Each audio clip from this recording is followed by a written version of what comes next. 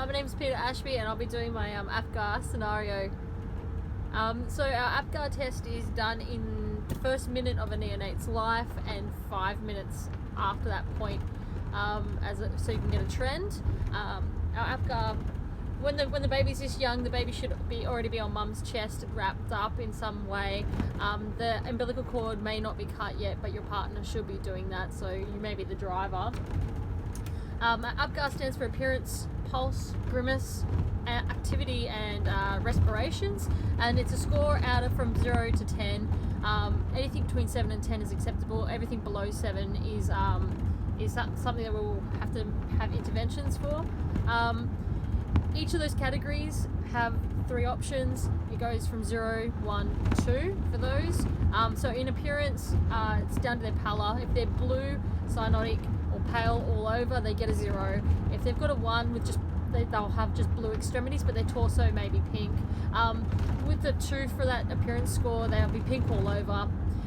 Pulse, so with the pulse, obviously we're going to also take that with a neonate. It's not recommended for us to touch the umbilical cord and stimulate that in any way, but you should be tapping it out. If there's no pulse, there should be intervention straight away. You get a 0 score. If the pulse is under 100, we have interventions for that as well, and that gets a 1. If the pulse is over 100, that's acceptable for a neonate, and they get a 2. Grimacing, you probably see more of a grimace when you stimulate them, so if you have no response at all, that's a 0.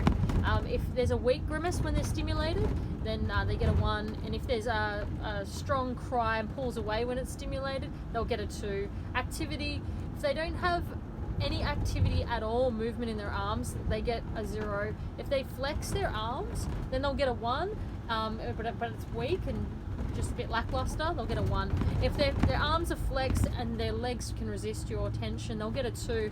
For respirations, this will help you too. If they've got no respirations, that's a 0, and you'll obviously be making big interventions there. If it's weak, irregular, or gasping, again, you'll be very concerned. They get a 1, but you're probably making interventions no matter what their APGAR score is. If they've got a strong cry, then they get a 2. I think that's about it.